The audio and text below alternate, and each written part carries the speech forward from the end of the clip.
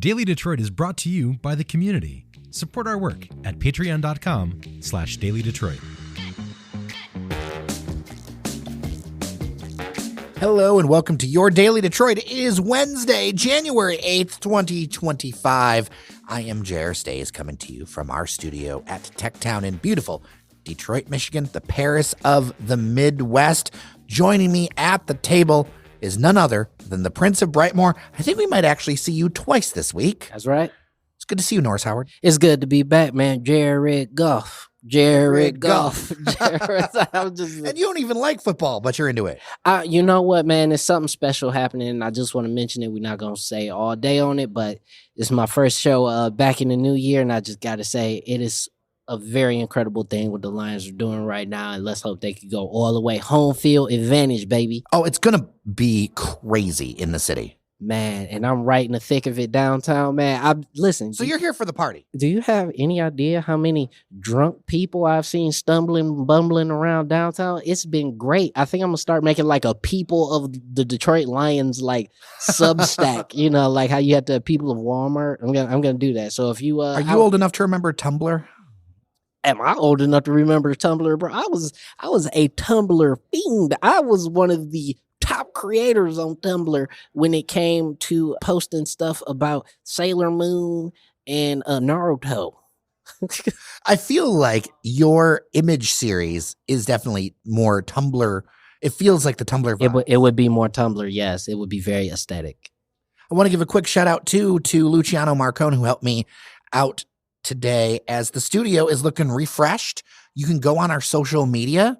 Also, in our newsletter in the next couple days, see some video of how things are looking over here, trying to keep this place shipshape together, and welcome to, in 2025, Detroit's living room. Yeah, that's right, man. So you're going to be seeing a lot more from us, and I mean that, seeing a lot more of us. Yeah, video. Our newsletter is going to become a much more important product for us in 2025. You know, a lot of people are like, oh, hey, why do I need more email? And it's like, actually, I was surprised that people actually like emails for news. And I think in the world of algorithms keeping us between us and local stuff, it's important to do. And a lot of times algorithms aren't the best for local content because they really favor the biggest conversation possible. And when you care about Detroit and Metro Detroit, that's kind of a subset. It's a niche thing. We're a niche taste, Norris Howard. That's right. But sometimes acquired taste is the best taste. That's what my father told me when he handed me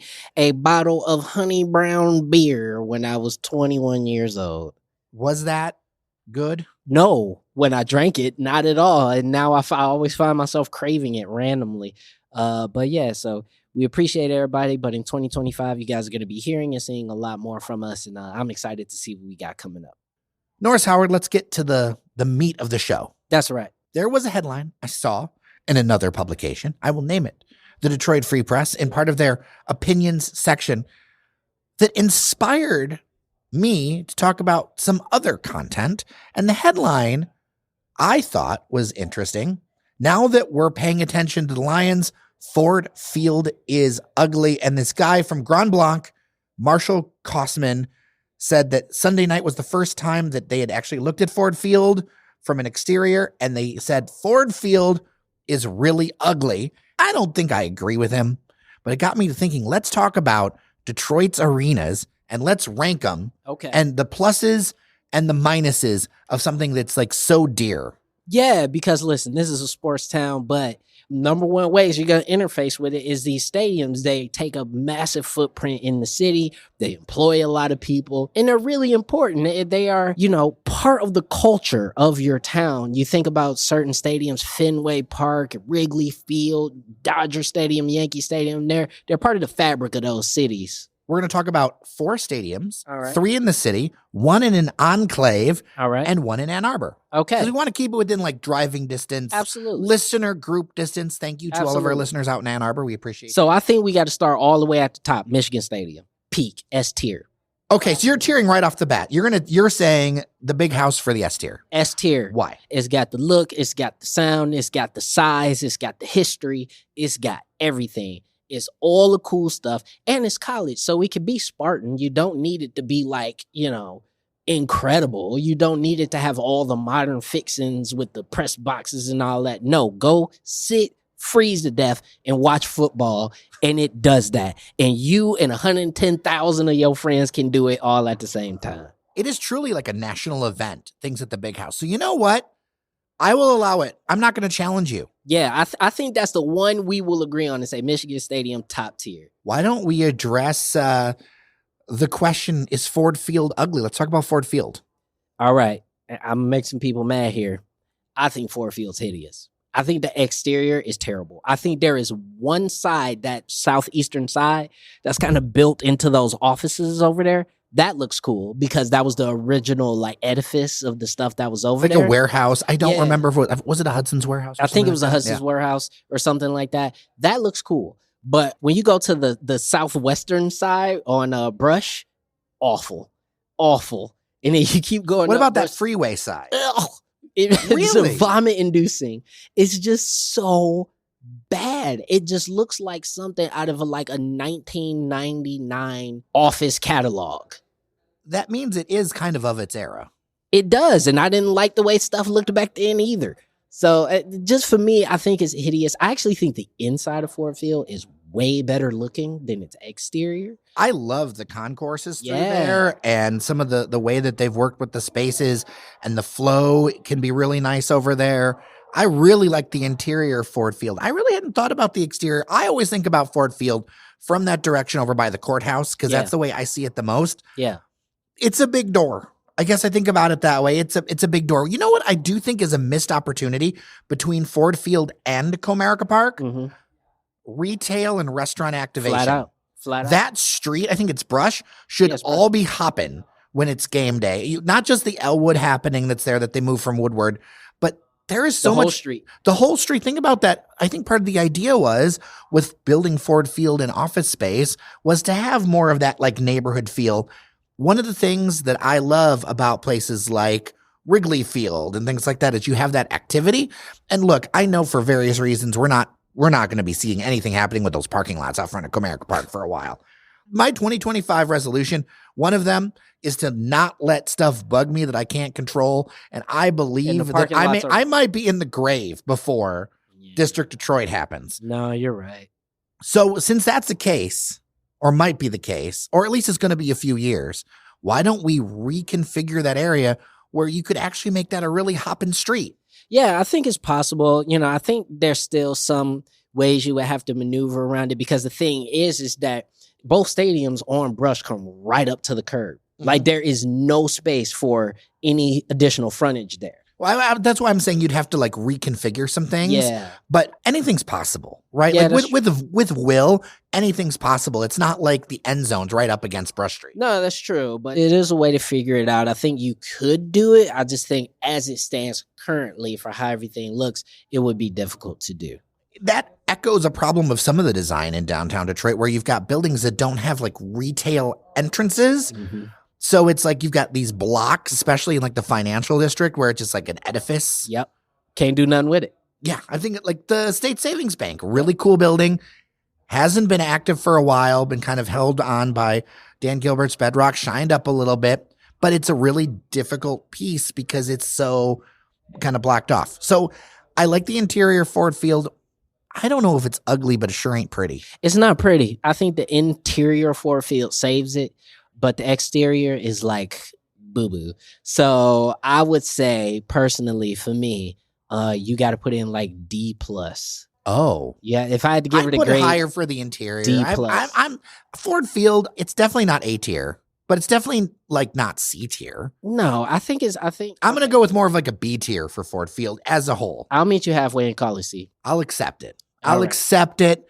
And if people don't know, I just realized that people might not know what we're talking about as far as a tier list in gaming. So why don't we explain that? Yeah, here's the thing. So a tier list, you rank all the things from usually S to like F or basement tier. Like S is above A. S is like, this is the best of the best, cannot be stopped, cannot be challenged in any way. This is the best of the best. And that's why I put Michigan Stadium there, because who don't like the big house? Tell me somebody who don't like the big house. Spartan fans. All right, but we're not counting them because they're out in Lansing. Yeah, you an hour away, doggy. Hour and a half. Yeah. Your comments about Ford Field make me think, though, and this is something that I've kind of gotten the vibe on.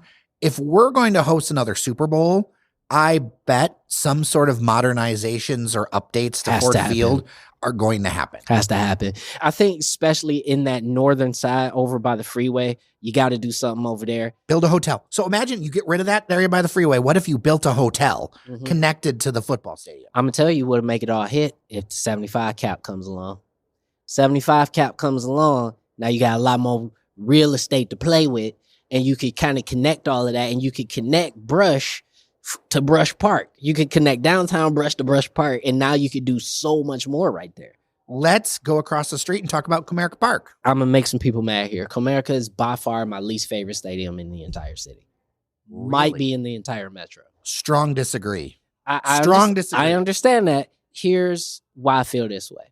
Number one, it's gigantic for no real reason. You're talking about the field. The field itself is gigantic. Okay. For no real reason, right? So you got that. I think obviously the center field, ivy and all that with the statues and all that, that's cool. That's fine. The fountain with the cars. The fountain, sure. Okay. I think the only thing saving Comerica is its vista. When you sit at home plate and you get to see the skyline behind it, that saves it from being absolute basement tier to me.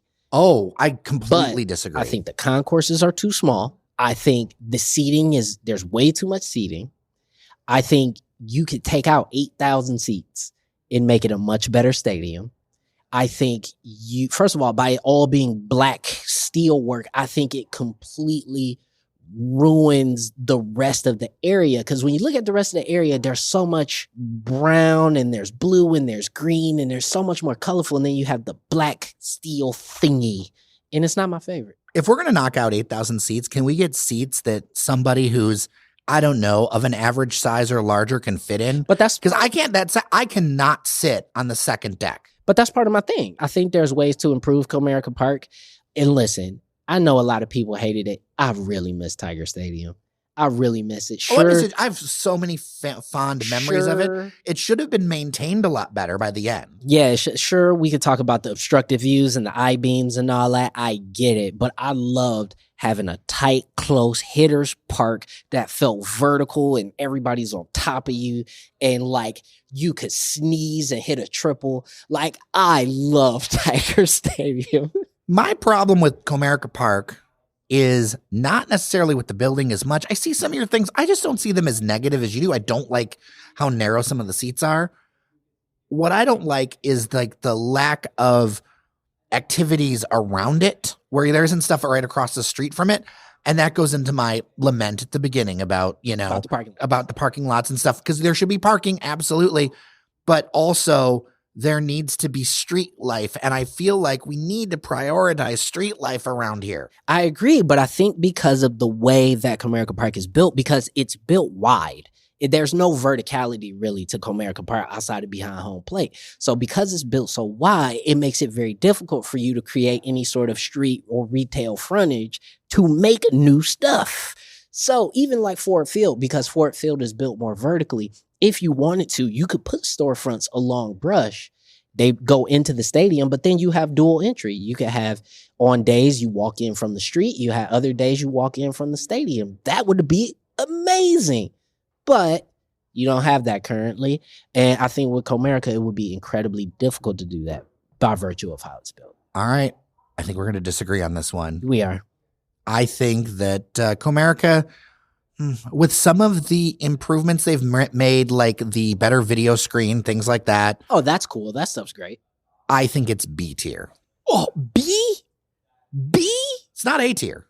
Bro, B, you're talking about the average. You're talking about average of all MLB stadiums in the league for me. Okay. And like, nah, it's not that. I've been to like 25 baseball parks across the country. And I think Comerica, certain people are very romantic about it, but for me, it doesn't hit the mark. I think it's C minus, if not D. D personally. Tier. Would you stand on D tier? I'll stand on D. Okay. Little Caesars Arena. Okay. Exterior, A1. Outside of the pizza man on top of the dome. Interior feels like I'm walking into work at a corporate office. Well, that's because there are corporate offices inside Little Caesars. Like, I swear to gosh, it feels like I'm walking in the lobby of a healthcare provider. Yeah. So for me, low key, I think the amenities of Little Caesars are A1. I think it's really great. I think it's a missed opportunity to have the restaurants only open on game day. Oh, personally. don't even get me started about that, because they could add so much life to things. I know it would take an investment. Yep. I know that you have to put money in over time to get people into the habit of coming down on non-game days. But what a great addition would it be to have, the pizza joint or whatever, like these things open where it's actually part of the neighborhood. You've got Brush Park across the street. You've got people outside of Metro Detroit and around Metro Detroit know where that place is. Yeah. And if you created programming that is worth coming to, they would come to it. Yeah, I think it would be a great opportunity. You already have the ability to, because you've built it with street frontage in mind. Shout out to what is it back there is it Basan? Yeah, Basan. Yeah. That's in that is open. Stone? Yeah, that's open. But the thing about it is the interior of Little Caesars is so vertigo inducing. It's so tall. And I get it. They had to build it that way, but I think that knocks it down to me, because I think the only other arena to make me actually dizzy when I sat like in its highest tiers was like Joe Louis. Like Joe Louis made me almost fall out. There was a reason why lots of people did not feel that sad about losing Joe Louis. Yeah. There were reasons. I mean, you're on the riverfront and you've got like this closed off box. Little Caesars is definitely an improvement over that. I would agree. Last time I went to Little Caesars, I went to the Clarissa Shields fight. Nice. I was on the floor. Yeah. And I realized how vertical, because I've gone to other games like suites, or I've gone to the stadium or whatever, different levels. It is really vertical. And then when you're on the floor, you realize just how vertical that place is. Or you're going down the stairways to get down to the floor. So vertical in there. I have sat in every tier of Little Caesars. I have sat on the floor. I've sat in the 100 level. I've sat club. I've sat even all the way in the gondolas at the top, right? It's almost too tall for a stadium. So Comerica is too short and Little Caesars is too tall. Yeah. Inside.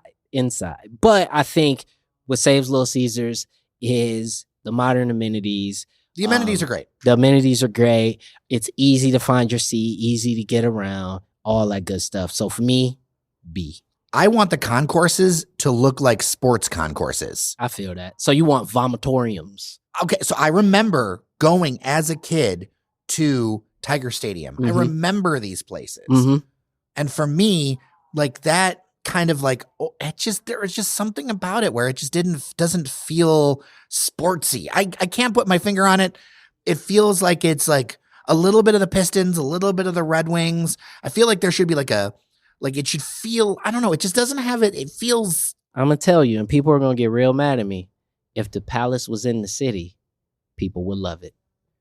Oh, people would have. Tell me more. My gut disagrees with you. I feel like the biggest gripe people have with the Palace is it was in Auburn Hills. But I think for how the Palace was built and when it was built, if it had been in the city, I think we'd still be going to the Palace. I don't think there'd be a Little Caesars Arena. We'd still be in the Palace. Okay, what's your tier? For the Palace? For Little Caesars. Oh, Little Caesars. I think B. I'll agree with B. I think B. I'll agree with B. My gripes about the insides are a aesthetic choice. Yes. But I think it is the best stadium we have in the city, besides the big house in the region. And I think it's great. And I've been to concerts. I've been to sports. I think it's a great multi-purpose arena. I think it does the job perfectly well. Last in the list, and we're including it because it's only going to be around for so long. I mean, it will still stand, but it won't be in the vernacular that long because we're going to be getting a new stadium. The new stadium, we don't know plans. We don't know any of that stuff. So we can't even theoretically rank it. Yeah. We can't speculate it. But for our fans of Detroit City FC, because I know I'm going to get the email. We have to talk about it. We got to talk about Keyworth Stadium. Let me tell you I am something. so torn on it. Let me tell you something. I am too, because the romanticism of Keyworth is incredible. I want to love Keyworth in the same way that I love Wrigley. Exactly. Right. And the thing about it is, as someone who has been to football matches, soccer matches in Europe, That is how those stadiums are built. They are nestled in neighborhoods. You walk past people's front doors to get to the stadium. I mean, I went to go see an Arsenal match. There's a 65,000 seat stadium, and it is in the middle of a neighborhood. You get off of a tube station, and it's people's houses right there, right across the street from the stadium. That's romantic to me. That's cool. But the thing about Keyworth is the age of Keyworth, also its location, means the parking is not, I mean, not that I want to see parking lots, but there are neither garages nor parking lots nor any plan. Yeah, which also becomes a detriment to the residents that live there. Unfortunately, we don't have great public transit. We don't have the ability for people to just hop off of a subway or elevated train and catch it there. So parking does become an issue for residents as well as people coming to the matches. And then also you got to talk about the amenities of the stadium. Because of the limited footprint of the stadium, you can only do so much. And it's a temporary deal. It's not owned by the club. Yeah. They have to share it. There just isn't the ability to do what there needs to be done that could really take Detroit City FC to the next level. Yeah, and the facilities even for the players aren't necessarily the best. And, and this is not a detriment to the club. I'm not bad-mouthing the club. And I say the stadium is what it is. And it is time for them to have larger aspirations in terms of the stadium, especially when looking at their other contemporaries in USL. Like, you go to a Nashville, you go to a Charleston, you go to any of these stadiums, and they're just on a different level. But they don't have the same feeling that Keyworth has when it's rocking. It's summertime, 7:30 kickoff, smoke is everywhere. It's incredible. That will be key, and I'm looking forward to seeing what developments happen in 2025 around actual groundbreaking and actual tax credits, all that kind of stuff, because that stuff's going to need to start popping out in the news soon for the timeline to stick. Yeah, I agree. And, I just hope that, that same culture moves over to this new stadium whenever it appears, and we'll see what happens, because I think that there's potential for us to have a new entry as a top tier stadium. I almost hate to give this one a tier because me too. It feels almost unfair. It feels unfair. Yeah. But we got to do it. We got to do it. I think you have to say, just because of the nature of the facilities, you have to say like D. As a stadium in a vacuum. As an experience. A+. Yeah. As an experience, A+.